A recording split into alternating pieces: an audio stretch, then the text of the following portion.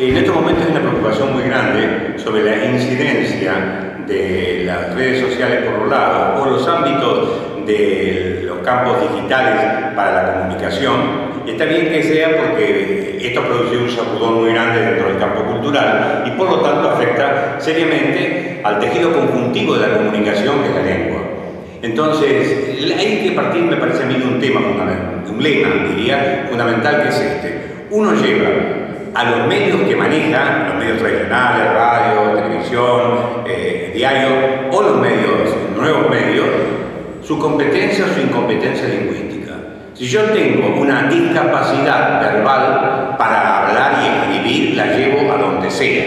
Y si soy un hombre perito o una mujer perita en el manejo del sistema de la lengua, no importa que yo corte palabras, abrevie, sintetice, omita signos de puntuación, esto no importa. Aquí yo te diría que el lema es, si se puede mantener la vigencia de la estructura de la lengua y la corrección de la lengua en todo lo que se pueda, en los mensajes, sobre todo los mensajes acotados por el espacio, como son el tweet o el mal llamado mensaje de texto, que es un mamarracho con el título porque no tiene sentido, en 140, 160 espacios, si uno puede mantenerse allí con todas las formalidades del caso, bien. Si no, no importa, pero siempre y cuando uno tenga dominio de la lengua. Porque yo puedo escribir un tweet en esos 140 espacios, abreviando palabras, suprimiendo cosas, dando por supuesto a otras, pero cuando tengo que hablar de otra manera y escribirlo se hace. ¿Cuál es el problema del pibe? El pibe se entusiasma con esta forma jibárica de escribir, ¿cierto? O jibarizante de escribir, y se mete entonces aquí, practica el mensaje cortito, se lanza a modificaciones de palabras, el abreviar, el cambiar los sonidos por letras, como la K por K, la K de casa, en fin. Todo esto está muy bien, lo puede hacer, es un juego inclusive. Pero cuando tiene que escribir de otra manera, tiene que saber hacerlo. Si no, pierde. Y la reiteración del uso de estas libertades en el chat, que tiene otra dificultad que después puede preguntar y hablamos de esto, en el chat, en el tweet o en el mensaje de texto, estas situaciones repetidas lo llevan a adquirir este hábito de los errores o limitaciones que después traslada a un escrito donde tiene que incorporar algo. Entonces, este es el problema fundamental. El chat genera en el muchacho una precipitación porque la celeridad que exige hace que sea casi instantánea la pregunta y la respuesta. Por lo tanto, el chico no tiene tiempo de lucubrar para elegir la palabra, repite por eso muchas palabras, no tiene forma de buscar un término correcto y dice el coso, y además salta todo lo que puedan ser dificultades tipográficas para escribir, que son los signos de puntuación y demás. El chat es el que muestra las mayores falencias o mayores deformaciones de la lengua. Hay que partir del hecho, que me parece estúpido, de que no es cierto de que se está creando una nueva lengua. ¿Quién crea un nuevo aparato? El que conoce muy bien el funcionamiento del antiguo y puede corregirlo y modificarlo, un científico. ¿Quién puede crear un nuevo paso de baile? El que es maestro en baile. Pero un imperito no hace sino tropezar a cada rato. Entonces, no me digas que un imberbe que no tiene manejo del sistema está creando una lengua. Es la misma lengua de siempre, no hay lengua del chat, lengua del tweet, lengua del Facebook, ¿no? Sino que lo que hay es la lengua en esos medios y que sufre algunas alteraciones y modificaciones. No hay que rajarse la escritura, la vestidura, por lo que aquí pasa respecto de la modificación de la lengua, si es que el escribiente se puede recuperar y tiene capacidad de hacerlo cuando hace otra cosa. Yo a mi hijo le escribo con todo tipo de formaciones, pero después yo soy capaz de dar una conferencia o de escribir un artículo. Entonces, aquí está el lema fundamental. Ahora, ¿qué limitaciones puede traer y qué virtudes puede traer el caso, por ejemplo, de las redes sociales con su estrictez de espacio? Primero, puede desarrollar una virtud en la persona, porque en la medida en que los argentinos que somos gárrulos, yo soy un ejemplo, estoy dando clases en este momento de una especie de catarata verbal incontenible, es muy bueno que a usted le pongan la represa en 140 espacios para no bandearse. Entonces, es un ejercicio de síntesis que usted hace para apretar en poco espacio la materia que tiene. Yo puedo dar clase con un celular, y hemos hecho la experiencia, por ejemplo, En la provincia de Buenos Aires se sabe, está prohibido desde Adriana en Puigros el uso de celulares en clase, inclusive hasta a veces se prohíbe en el colegio. Pero Mark Prensky, en el último de los libros, que no ha llegado a la Argentina, que se llama, ahora yo lo digo como presidente de la Academia Nacional de Educación, que se llama La educación de los nativos digitales. Sabemos que Mark Prensky fue el primero que en un artículo distinguió entre nativos digitales, el chico que nace con conocimiento de los recursos técnicos, y los inmigrantes digitales, que somos los adultos que hemos tenido que adecuarnos a esta realidad y que nos cuesta mucho esfuerzo, pero bueno, hay que integrarlos en el mundo. Pues Mark Prensky sostiene la necesidad de que se maneje el celular en clase. Yo he dado clases como, por ejemplo, tiene que ser una clase no muy numerosa porque si no, no hay control, ¿no? 15 pibes o 15 chicos y chicas, para no entrar en discriminación de género. Entonces, yo le digo, doy esta consigna: prendan los celulares. El que escriba la definición más clara de la función de la raíz en un vegetal, o el que escriba la definición más clara de lo que es una metáfora, con la menor cantidad de palabras posibles enteras, es el del potro del celular. Entonces, ahí la generación digital comienza tiqui a trabajar. Bien, terminado eso, te da 5 minutos, vamos a ver al pizarrón. ¿Qué decís Jorge? ¿Qué decís Roberto? ¿Qué decís Marita? Los tres. Tenemos las 3 definiciones. Trabajamos en conjunto todos ahora buscando la mejor definición y la troquelamos y la dejamos allí. ¿Qué virtud tiene esto? Primero, estoy utilizando el celular como un ayudante de cátedra sin sueldo, o sea, como si fuera un ayudante de cátedra universitario argentino, ad honorem, ¿no? Que sufren y padecen sin recibir un peso. Como yo lo hago aprender, tengo derecho solo a pagar cuando termino mi clase. Estoy pidiendo que trabaje en una definición. La definición es un esfuerzo intelectual importante porque hay que poner en la menor cantidad de palabras precisas, adecuadas, calibradas, ¿no? el contorno y la esencia de la cosa que se quiere definir. Un trabajo intelectual difícil. Por lo tanto, le estoy dando un trabajito que no es chupar la naranja agria. En segundo lugar, le digo con la menor cantidad de palabras posible, estoy enseñando lo que la síntesis expresiva. Y en tercer lugar, completa, para que eviten las abreviaturas. Después podemos hablar de abreviaturas acá. Terminado esto, ellos han trabajado exclusivamente en el celular, pasamos al pizarrón, que es un viejo amigo de los docentes. Estamos articulando 2 mundos, el mundo del celular y el mundo del pizarrón. Y en el pizarrón vamos colocando las secciones que los chicos han logrado, y después viene una cuestión de complementariedad, donde todos trabajamos en la definición y finalmente cerramos con esto. De modo que se puede utilizar el celular para dar clase y no utilizarlo como utilizan los alumnos hoy para copiar en los exámenes. En los exámenes míos yo suprimo los celulares porque hay que tener en cuenta esto. Primera objeción a la supresión del celular: el pibe le dice no tengo reloj. Los chicos no usan más reloj, ¿no? Porque tienen la hora en el celular. Entonces, ¿qué hago yo? Guarden todos los celulares y yo cada 15 minutos, como la época de Sereno, la época de Rosa, ¿cierto? Doy las 15 y 10, la vengo diciendo la hora. Entonces no hay problema. ¿Para qué? Para que no se envicien en esto de tener la ayuda del celular en todo momento. Entonces, está la importancia de las redes sociales, más allá del uso político que se ha visto ahora en Arabia, en el centro de Europa, en Europa del Este, y aún las convocatorias argentinas, como el 8D. Vamos al uso inclusive empresario. En estos momentos las universidades han tenido que empezar a preocuparse por el manejo de estos recursos para la activa relación entre cliente y banco, por ejemplo, banco o empresa. Entonces, la Universidad de Austral en estos momentos está dando cursos, ya dimos 2 cursos interesantes. Fuimos una de las primeras, la otra en la Universidad de Córdoba, que dimos este tipo de cursos para que las empresas y los bancos tengan la noción clara de que hay que colocar al frente del Facebook o del Twitter del banco, no a un técnico, un pibe técnico que maneja muy bien todos los recursos mejor que uno, sino hay que colocar a un pibe que tenga conocimiento técnico y que maneje la lengua, para que no pifie en la información que da, en la forma de dirigirse al cliente de una manera muy afectuosa, excesivamente afectuosa, o confianzuda, o fría.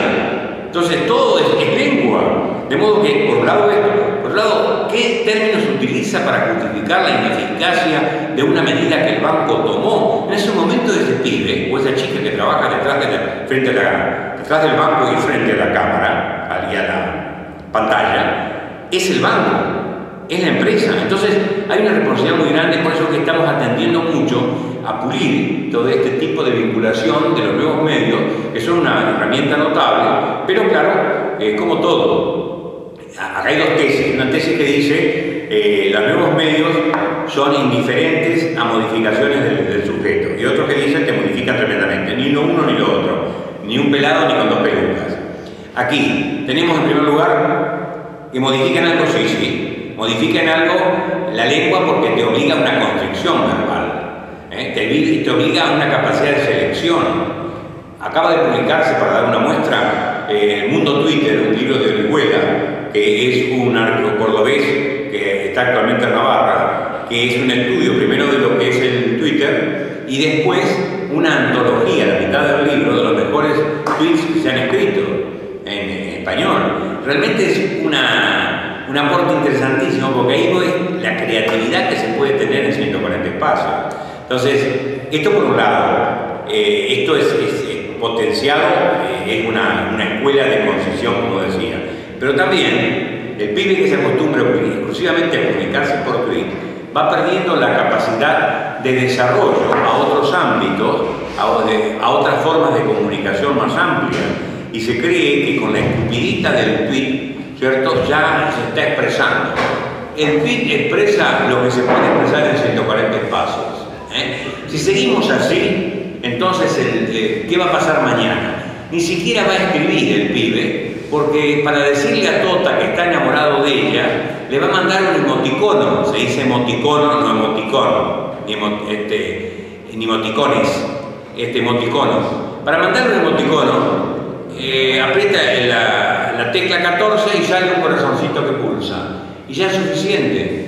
Si Tota le sigue haciendo caso al pibe, es nada. ¿Por qué? Porque el chico ni siquiera se molestó en armar una frase por contestarle. Entonces, en esta restricción de una carta a un mensaje de tweet, a un emoticono, ya estamos entrando en la incomunicación, que además se adocena, porque el corazoncito es igual para todos los que quieran mandárselo a Tota, Francisca y a Virgilia.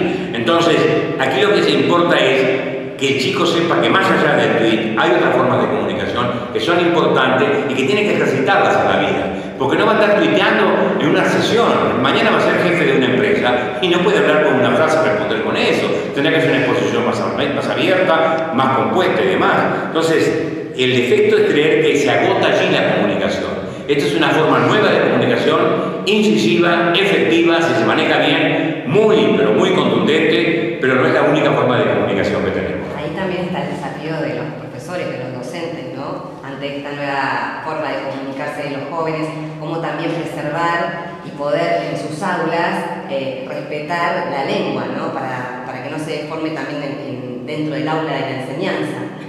Porque muchas veces uno piensa, bueno, ¿quiénes son los responsables o qué agente para cuidar, para preservar, para corregir, para que esto tampoco arrastre con un conocimiento que, digamos, tiene que darse de determinada manera, ¿no? Como para que esto no... Correcto, o como dice Susana Jiménez, correcto con P. Lo primero que hay que decir en esto es que la responsabilidad de los docentes es enorme y cada vez más pesante. Los docentes son los únicos elementos pontoneros entre la galaxia Gutenberg y la galaxia Fleming. Le llamo galaxia Fleming porque el primero que inventó un chip fue Fleming, no el de la penicilina. Entonces, la labor del pontonero, y utilizo un término de la jerga militar, de la ingeniería militar, porque el pontonero es el que cuando viene marchando la tropa y se encuentra con una corriente de agua, tiene que armar pontones para poder pasar a la otra orilla. ¿Quién es el pontonero? El hombre hábil que une dos orillas. ¿Qué tiene que hacer el docente? Hasta ahora el docente unía algunas orillas como familia y colegio, ignorancia y conocimiento, presente y futuro, pero ahora está cada vez uniendo más cosas, que es un mundo, una galaxia como la Gutenberg que viene del libro, y una galaxia que es la del mundo digital. Entonces, ¿qué problema se le presenta? Las exigencias para el docente en este momento son enormes y la formación del docente no alcanza, va, diríamos, tantaleando, del verbo que pintó Quevedo, tantalear, tántalo es aquel tipo que trataba de cazar las cosas y cuando iba a agarrar se te escapaban, ¿no? Entonces, va tantaleando en realidad que siempre se le escapa. Aprende un sistema de comunicación y le cambian por otro y otro. Entonces, hay que entender primero al docente y no condenarlo. El docente está muy apretado por esta situación. Y es el responsable, tiene que ser responsable de articular los dos mundos, decirle al pibe, mirá, el mundo no se agota en lo digital, está el libro, pero además no se agota en el tweet, está el discurso completo, no se agota en lo escrito, está en la oralidad. Entonces, todo esto tiene que hacer el docente. Mucha carga tiene el docente actualmente y la responsabilidad de él. Y la palabra responsabilidad significa dos cosas en latín. No me quiero meter con el padre del cor, que sabe, por supuesto, es maestro en estas cosas. Pero el verbo responso significa, por un lado, buscar respuestas. Es decir, el que busca respuestas es responsable. El que se achancha frente a la realidad y no se preocupa por modificarla, por trabajar para modificarla, no es responsable. El que busca salida es un responsable. En segundo lugar, responsable es el que se hace cargo de lo que dijo o hizo. Embarazó, hágase responsable. Puteó a una persona, hágase responsable del juicio. Bien, la responsabilidad de los maestros es enorme en este momento. Y a esta responsabilidad se la complica mucho a los padres, porque los padres que son muy torpes suelen creer, no todos, por supuesto, los padres de Bahía son todos inteligentísimos y muy lúcidos para esto, pero en otras ciudades vecinas, ¿qué pasa? Exaltan al chico como una especie de pequeño Frankenstein notable porque maneja el aparato. No hay que confundir una cosa con otra. El chico maneja técnicamente bien esto, pero no tiene una capacidad, una serie de capacidades que requeriría para entrar a considerar qué hace con el aparato. Primero, ¿es capaz de buscar en los mejores sitios? No, el pibe no tiene la menor idea y la maestra le dice investiguen, con una palabra excesiva, investiguen algo sobre Colón. Ya está todo investigado sobre Colón. Lo que quiere decir la maestra con un verbo erróneo es busquen algo sobre Colón y los lanza, como ya no se animan y se mete en ese campo, al pibe que explore. El pibe se mete sin ton ni son porque no tiene orientación y acá viene un papel importantísimo de los bibliotecarios. Dice, ¿qué tiene que ver esto? Tiene. La Academia Nacional de Educación en la última reunión tuvo una ponencia interesante del doctor Roberto Igarza sobre el avance de lo digital en el estatuto, digamos, de la enseñanza docente. Pero hay un capítulito que quedó allí planteado y que yo animé que hagamos una resolución. ¿Cuál es la función del bibliotecario futuro? La bibliotecaria, cuando yo era chico, Chila Hermelo, que era la bibliotecaria de mi pueblo, me decía, mirá, Pedrito, vos podés leer este libro que está de acuerdo a tu edad, no lo lees, no leas Barba Azul, que es muy cruel, lee este otro, bueno, y así fue entrando poco a poco. Después tuve otro maestro, tuve un cura excelente, amigo mío, que me hizo leer la buena poesía, tuve un periodista que me... Y esas orientaciones que uno tiene a la lectura. Ahora, ¿qué pasa con Internet? En el futuro el bibliotecario va a tener que ser el tipo especializado en decirle cuáles son los sitios confiables de Internet, porque lo de confiable está asociado a dos cosas. En primer lugar, a un contenido intelectual serio, donde vos puedas bajar cosas que no sean inventos, que no sean macaneos, o que no sean de cuarta mano, porque si hay algo que roba del robo y sigue así, es en Internet, se copia de la copia del copiado. El segundo punto es grave igualmente, que es ético, es decir, ¿en qué sitio te estás metiendo? ¿Qué te está diciendo el sitio o qué te informa el sitio? ¿A dónde te lleva el sitio? Esto los padres no muchos tienen en cuenta, es una cuestión de ética que hay que tener en cuenta y de formación moral del chico. Entonces, la función del bibliotecario futuro va a ser sugerirle a los chicos, mirá, va y le dice, yo tengo que buscar algo sobre el almirante Brown, ¿no? Bueno, o sobre infantería de marina, muy bien, entonces, ¿qué haces? Bueno, vos te entras en este sitio, que es la Gaceta Marinera. En la Gaceta Marinera te va a ofrecer la totalidad de los campos de marina.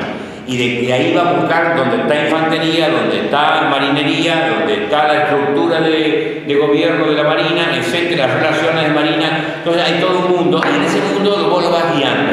Esa va a ser la función futura. Por eso lo estamos prestigiando con una declaración de la Academia para que se tenga en cuenta. Bien, el chico entra bien orientado a un sitio, a estos dos sitios fundamentales. ¿Qué viene después? El chico de ese sitio, en ese sitio tiene la seguridad de que lo que va a tomar es serio. Bueno, toma de allí, toma por de 2 sitios. Entonces, el chico con el cursor marca, corta y pega. Es decir, en ese momento el pibe está volviendo a la salita rosa. Tijera, que es el cursor, y engrudo, que es el pegar del texto. Y está armando un pegote. Ahora, ahí empiezan a funcionar aptitudes que el maestro debe desarrollar y que el chico no tiene. Primero, la comprensión lectora de cada texto que copió. Segundo, la capacidad de síntesis que frente a lo que el texto dice puede el chico resumir. Tercero, la capacidad de articulación entre los distintos pasajes o textos que copió para que el texto tenga coherencia interna. Cuarto, la jerarquización del texto para decir qué va primero, qué es más importante, qué es más esencial, qué cosas pueden ser dejadas de lado. Todas esas operaciones el pibe naturalmente no las maneja. La aprende en la escuela con la maestra o con un tutor. De modo que lo que puede ocurrir es que el pibe se pierda en ese mundo, se lance por un lado para otro y anda a los bandazos, como al garete para utilizar términos navales, anda al garete y no tiene idea de cuál es el puerto a donde quiere llegar. Entonces, toda esta función es responsabilidad del profesor y del docente y del maestro. Lo difícil acá es enseñar que el maestro tenga la capacidad de orientarlo a él en este campo. El maestro no tiene que competir mucho, y lo dice Prensky, no lo digo yo, mucho con la capacidad técnica del chico. Tiene más bien que lograr que el chico se oriente a los mejores sitios y después enseñarle con el trabajo logrado cómo se arma todo esto. Entonces no tiene que saber tanto de tecnología ni tanto de los recursos de lo digital. El chico sí, porque va a ser su instrumento. Pero detrás del adulto que va haciéndole evaluar lo que consiguió, jerarquizar lo que consiguió, sintetizar lo que consiguió.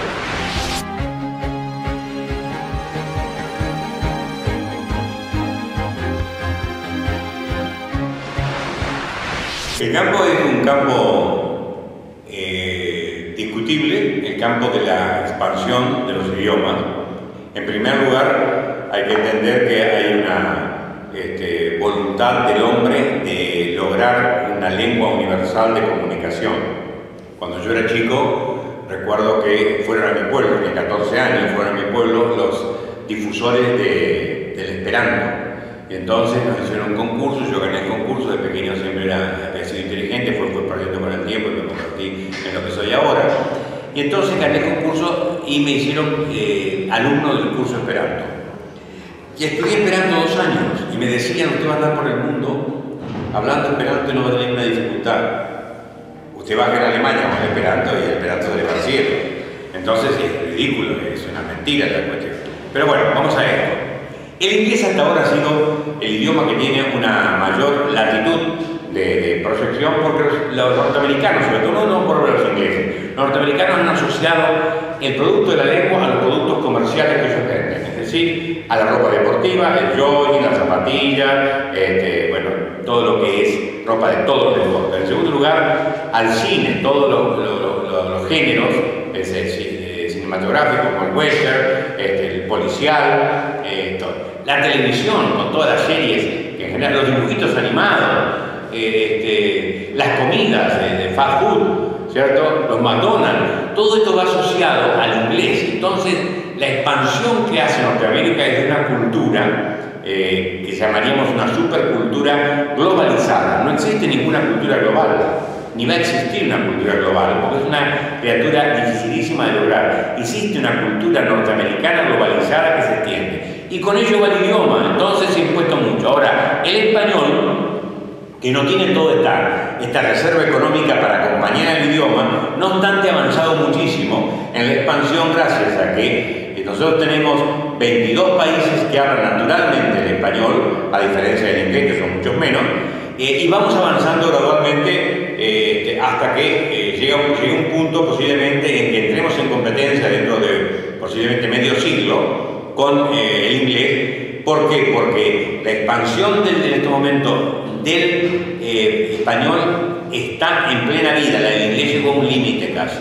Entonces tenemos la posibilidad de que el español pueda seguir creciendo a través del tiempo, en tanto el inglés ya casi llegó a sus posibilidades de límite. En estos momentos pongamos por caso la mirada sobre Brasil, ¿no? Brasil en estos momentos tiene como segunda lengua no el inglés, tiene el español. De modo que en el futuro Brasil va a ser en toda Hispanoamérica el país que tenga una mayor cantidad de hablantes en segunda lengua de español.